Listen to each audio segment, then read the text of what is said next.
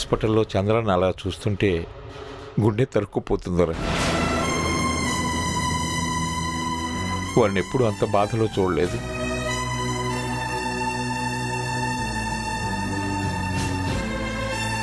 తన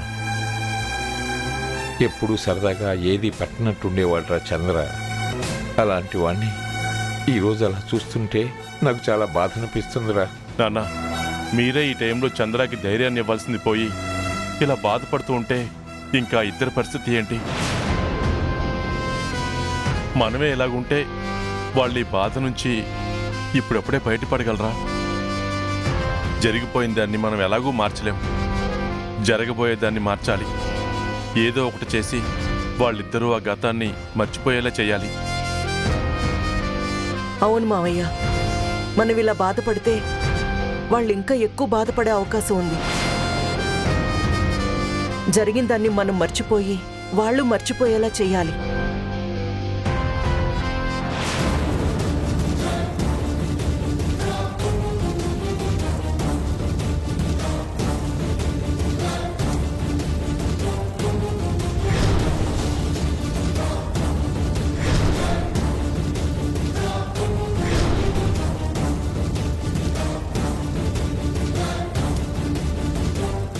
దీపక్, నిన్ను సార్ పిలుస్తున్నా. నన్ను పిలుస్తున్నారా? అవును అన్నా, నువ్వు చూసుకో. నేను చూసుకుంటాను.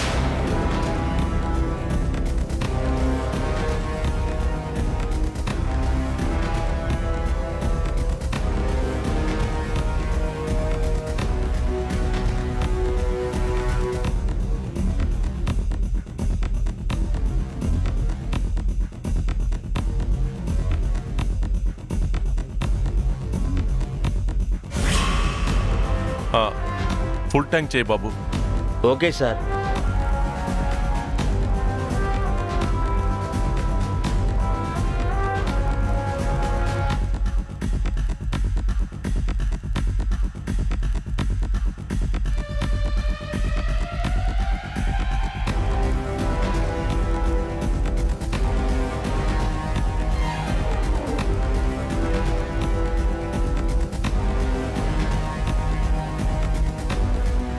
పేమెంట్ అయిందా?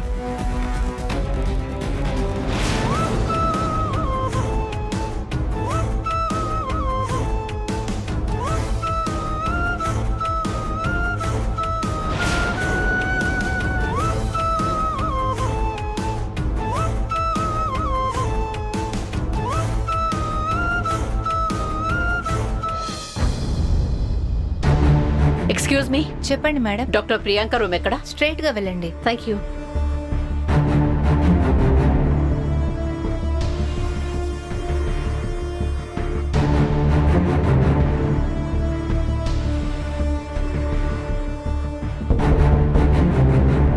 Come in.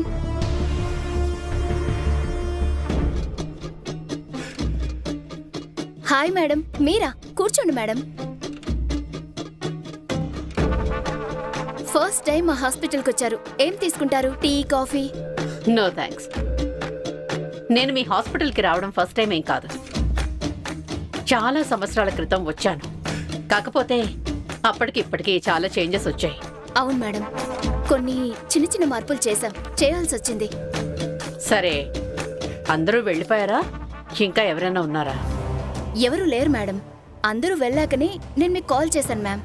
ఓ అవును కదా, మళ్ళీ చేసావు కదా, మర్చిపోయాను. సరే, నేను వెళ్ళి కలిసేసి వస్తాను. పదండి మేడం, నేను వస్తాను. నువ్వు వద్దులే, ఇక్కడే ఉండు. రూమ్ ఎక్కడో చెప్తే నేనే వెళ్తాను. Okay madam. చెప్పండి మేడం. ఈ మేడం గారికి పద్మ గారి రూమ్ చూపించు. సరే మేడం, రండి మేడం.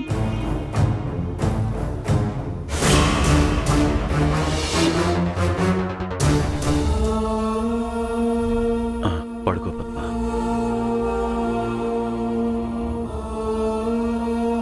రండి మేడం.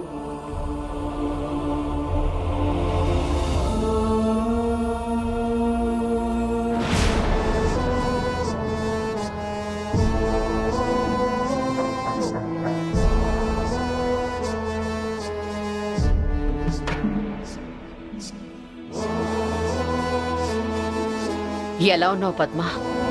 ఇప్పుడు నీకు ఎలా ఉంది? నీకిలా జరిగిందని తెలియగానే నాకు చాలా బాధేసింది. ఉండలేక వెంటనే నేను చూద్దామని వచ్చేశాను.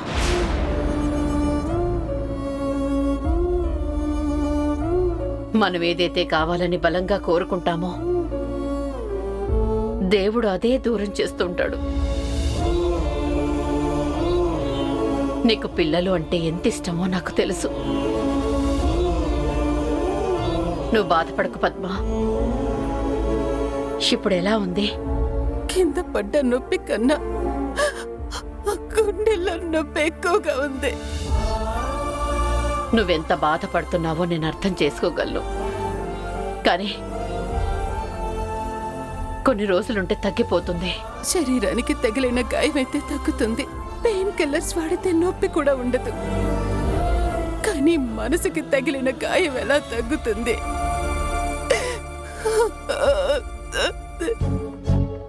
పద్మ, నేను నీకు థ్యాంక్స్ చెప్పాలి. ఎందుకు?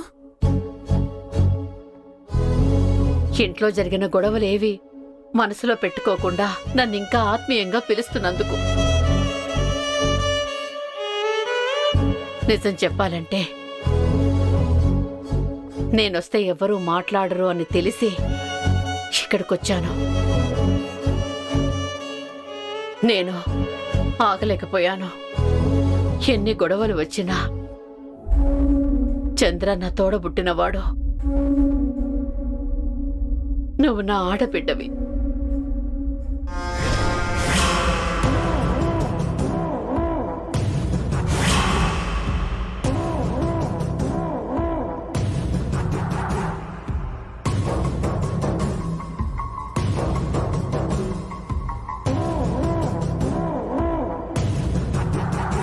చంద్ర, నేను ఆ సమన్సు ఆస్తి కోసం పంపలేదు. నాన్నకి కొన్ని నిజాలు తెలియాలని పంపించాను. నా కాస్ట్ ఎందుకో నేనెప్పుడైనా అడిగానా? నాన్నంటే నాకెంత ఇష్టమో నీకు తెలుసు కదా. ఆయనతో శభాష్ అనిపించుకోవాలని, ఆయన మెప్పు పొందాలని ఎంత తాపత్రయపడేదాన్నో నీకు కూడా తెలుసు కదా. నేను ఆయన నుంచి ప్రేమను కోరుకున్నాను, ఆయన నుంచి గుర్తింపు కోరుకున్నాను. కానీ నాకెప్పుడూ దక్కలేదు.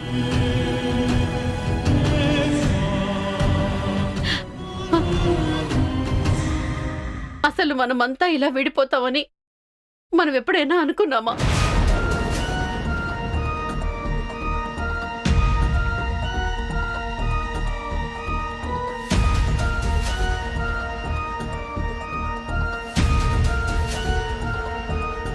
అసలు ఆ ఇద్దరు పిల్లలు వచ్చిన తర్వాతే సమస్యలన్నీ మొదలయ్యాయి చంద్ర.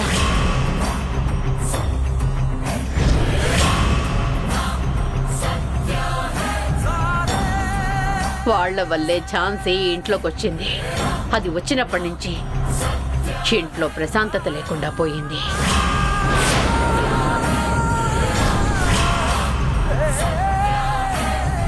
ఫస్ట్ టైం మన ఫ్యామిలీలో ఉన్న వాళ్ళందరినీ కోర్టుకు లాగింది.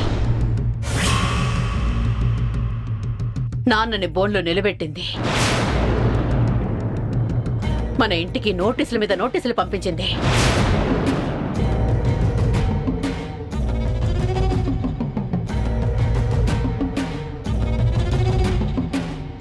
ఒక యాక్సిడెంట్ కేసులో మా ఆయన వరప్రసాద్కి వ్యతిరేకంగా వాదించింది. పిల్లలకి చిన్న ఇబ్బంది కలిగినా మన మీదే నిందలు వేసేది.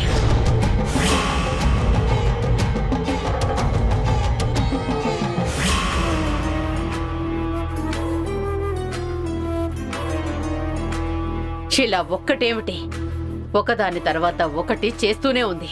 మొన్నటికి మొన్న నన్ను బయటికి పంపించింది. నిన్న అమ్మ ఫోటో పగిలిపోయింది. ఇవాళ పద్మకిలా జరిగింది.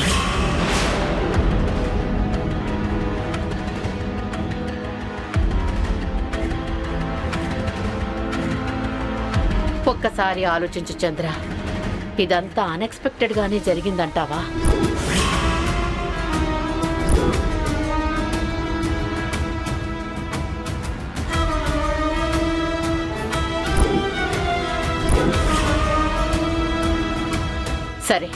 అదంతా వదిలేసి. కానీ నువ్వు పద్మ కలిసి కన్న కలలు, పిల్లల కోసం పెంచుకున్న ఆశలు కడుపులోనే మాయమవడానికి కారణం స్వీటీ వంశీలు కాదా?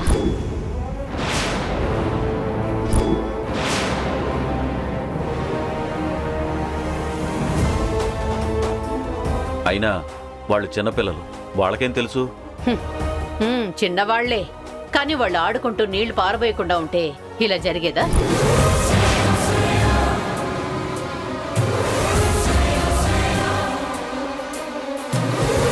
సరే, ఇప్పుడు ఇవన్నీ ఎందుకు? మీకు ఇలా జరిగిందని తెలిసాక షేదేదో మాట్లాడుతున్నాను. పద్మ, ధైర్యంగా ఉండు, త్వరగా కోలుకో. నేను మళ్ళీ వస్తాను.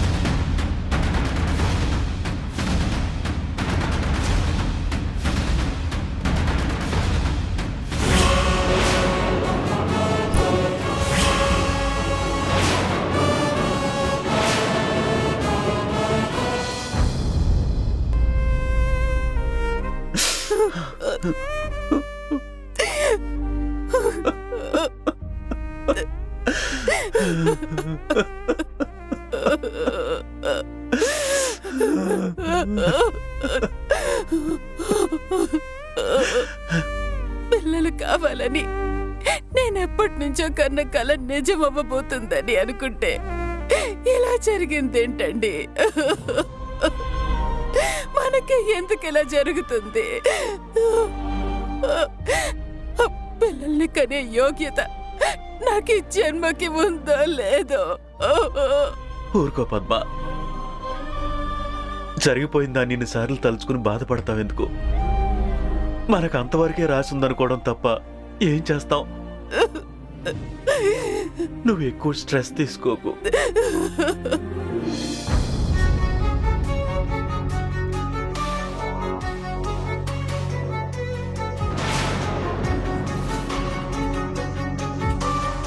ఏంటి చిన్నత్తయ్య, ఇంకా దాని గురించి ఆలోచిస్తున్నారా? అవును ప్రియాంక, నేను చెప్తున్నా కూడా జరిగిన దాన్ని తలుచుకుని బాధపడుతుంది. చూడండి చిన్నత్తయ్య, మీరిలా అనే అయిపోయిన విషయాన్ని గుర్తు చేసుకుని బాధపడితే మీ బీపీ పెరిగి హెల్త్ ఇష్యూస్ వస్తాయి. అనవసరంగా ప్రాణం మీదకి తెచ్చుకోకండి. పోతే పోనివ్వండి, ఇంతకన్నా ఏం జరుగుతుంది? జరగాల్సిందంతా జరిగిపోయింది, ఇంకేం మిగిలింది?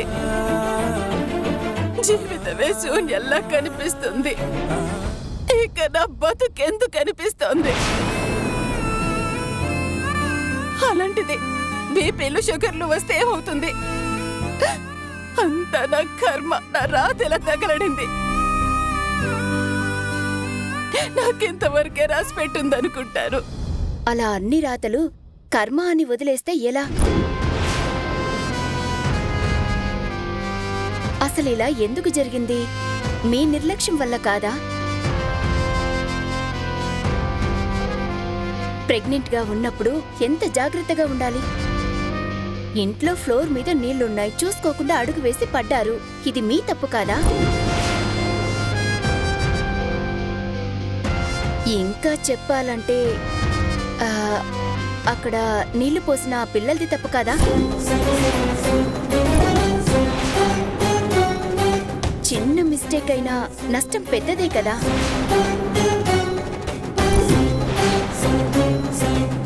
గన్తో షూట్ చేసి చంపేసి ఓకే నేను దాన్ని బొమ్మగన్ అనుకున్న సారీ అంటే మర్డర్ కాకుండా పోతుందా? నేరం కాకుండా పోతుందా?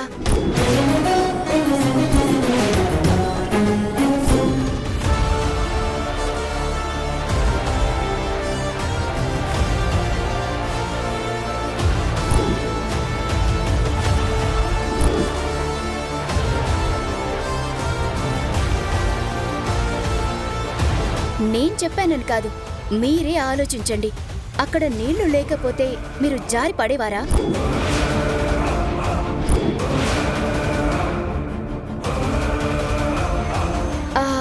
ఇప్పుడు ఇలా జరిగేదా?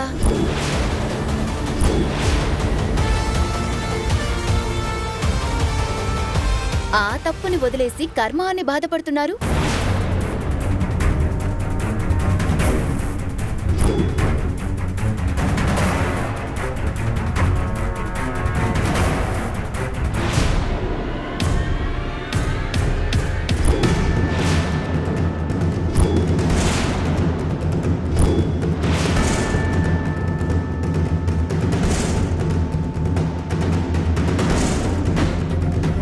గౌతమ్ సార్ ఎప్పుడొచ్చారు? నేను మాట్లాడిందంతా విన్నారా? ఏంటి ప్రియాంక కర్మ అంటున్నావు? ఏం లేదు గౌతమ్ సార్. పద్మాత్తయ్య కర్మ అని బాధపడుతుంటే కర్మ గిర్మ ఏం లేదు, అలా అనుకోకండి అని చెప్తున్నాను. ఏంటి పిన్ని ఇంకా అదే ఆలోచిస్తే ఎలా చెప్పు? నువ్వెక్కువ స్ట్రెస్ తీసుకోకూడదని డాక్టర్ చెప్పారు కదా. ప్లీజ్ కొంచెం రిలాక్స్డ్గా ఉండండి. బాబాయ్ మీరైనా చెప్పాలి కదా. మీరే అలా ఉంటే పిన్ని ఎలా ధైర్యంగా ఉంటుంది? కష్టంగా ఉన్నా తప్పదు బాబాయ్. మీరే పిన్నికి ధైర్యం చెప్పండి. నాకే ఈ బాధ నుండి బయటపడడానికి కష్టంగా అనిపిస్తుంది గౌతమ్. ఇంకా తనకెలా ధైర్యం చెప్పగలను? అలా అనకండి బాబాయ్. కష్టమని తెలుసు, కానీ we have to move on. అవన్నీ ఆలోచించకుండా అమ్మ నీకు పిన్నికి క్యారేజ్ పంపించింది, భోజనం చేయండి.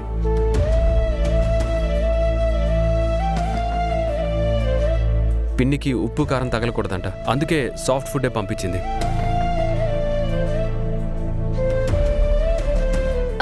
ఇక నేను వెళ్తానండి. గౌతమ్ సార్ మీరు రారా? లేదు, నేను ఇక్కడే ఉంటాను. ఇక్కడెలా ఉంటారు? పర్లేదు, నేనుంటాను. ఇక్కడెక్కడ ఉంటావురా, వెళ్ళరా. అయ్యో గౌతమ్ సార్, మా హాస్పిటల్ అంత పెద్దదేం కాదు. రూమ్ లో పేషెంట్ తో పాటు ఒక్కరుండడానికి ప్లేస్ ఉంటుంది. చంద్ర గారు ఉన్నారు కదా, మీరు పదండి. రే గౌతమ్ వెళ్ళరా, నేనున్నాను కదా పద్మం చూసుకోవడానికి. ఇద్దరెందుకు, వెళ్ళు. అలాగే బాబాయ్, ఏదైనా అవసరం అయితే కాల్ చేయి. పిన్ని జాగ్రత్త, భోజనం చేయండి. సరే పదండి.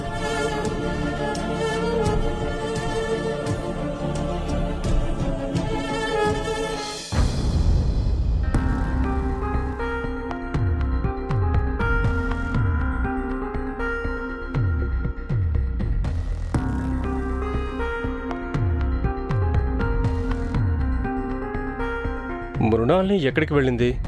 అయినా వెళ్లే ముందు నాతో కనీసం ఒక్క మాట కూడా చెప్పలేదంటే నాకు చెప్పకూడని సీక్రెట్ ఏమైనా ఉందా?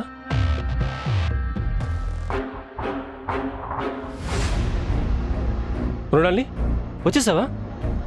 ఇప్పుడే నీ గురించి అనుకుంటున్నాను. ఎక్కడికి వెళ్ళావు ఏంటి అని.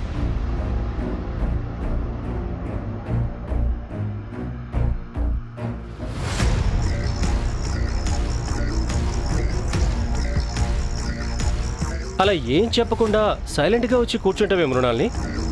ఎక్కడికి వెళ్ళావో ఏంటో అని నేను నీకోసం ఇంత కంగారు పడుతుంటే. ఎందుకంత కంగారు ప్రసాద్? చెప్పే వరకు ఆగలేవా? సరే అయితే చెప్పు. హాస్పిటల్కి వెళ్ళాను. ఏంటి, హాస్పిటల్కి వెళ్ళావా? ఎందుకు? ఏమైంది మృణాల్ని నీకు? కంగారు పడుకు, నాకేం కాలేదు, నేను బాగానే ఉన్నాను. పద్మకి అబార్షన్ అయింది, అది తెలిసి వెళ్ళి చూసొస్తున్నాను. అసలు అలా ఎలా జరిగిందట? నీళ్ల మీద కాలు వేసి జారి కింద పడిందంట. అయ్యో అవునా, మరిప్పుడు ఎలా? ఎలా ఏముంది, అబార్షన్ ఆల్రెడీ అయిపోయింది. Feeling so bad for them. ఇది నిజమేనా? నేను చూస్తుంది నిన్నేనా? అంత వెటకారంగా అడుగుతున్నావు? ఇప్పటి వరకు నువ్వు బాగానే ఉన్నావుగా, చింతలోనే ఎందుకింత మార్పు? మార్పు నాలో కాదు, నీలో మృణాల్ని. మీ తమ్ముడు చంద్ర భార్య పద్మకి అబార్షన్ జరిగిందని తెలిసి వెళ్ళి చూసి రావడం వాళ్ళ గురించి బాధపడడం చూస్తుంటే నువ్వేనా కాదా అని నాకు కొంచెం డౌట్ వచ్చింది. అంటే ఏంటి? ఒక పక్కన అంత నష్టం జరిగినా కానీ నేను కన్నీళ్లు కూడా కార్చలేని కఠినాత్మురాలిని అనుకున్నావా? అంటే అప్పుడు ఆ ఇంటి నుంచి బయటికి వచ్చిన రోజు మళ్ళీ ఆ గడప తొక్కను, వాళ్ళ మొహాలు చూడనని శబదాలు చేశావు. ఇప్పుడు చూస్తే హాస్పిటల్కి వెళ్ళి వస్తున్నాను అంటున్నావు. హాస్పిటల్కి వెళ్ళొచ్చినంత మాత్రాన వాళ్ళు చేసింది మర్చిపోవడమా? No, never. అది జరిగే పని కాదు.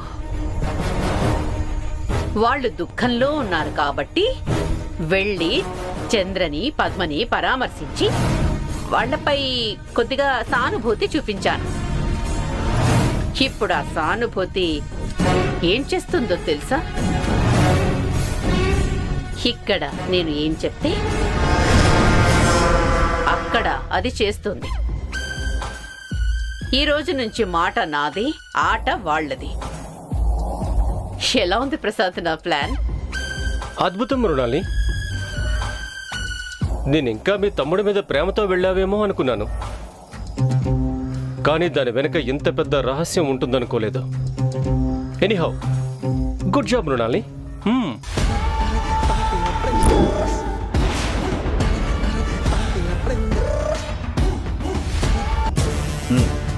ఉండు. ఎక్కడెక్కడో తిరిగి పేషెంట్ దగ్గరకు వస్తారు. పేషెంట్కి ఇన్ఫెక్షన్ వస్తుందని తెలీదా? కొద్దిగా దూరంగా ఉండనమ్మా.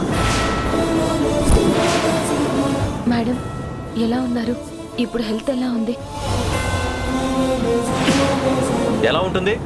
ఇదిగో సంతోషంగా ఉండాల్సింది హాస్పిటల్ బెడ్ మీద పేషెంట్ లాగా పడుంది.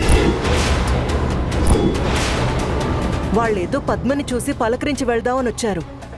ఇప్పుడు వాళ్ళు సానుభూతి చూపించినంత మాత్రాన జరిగిన నష్టం జరగకుండా పోతుందా?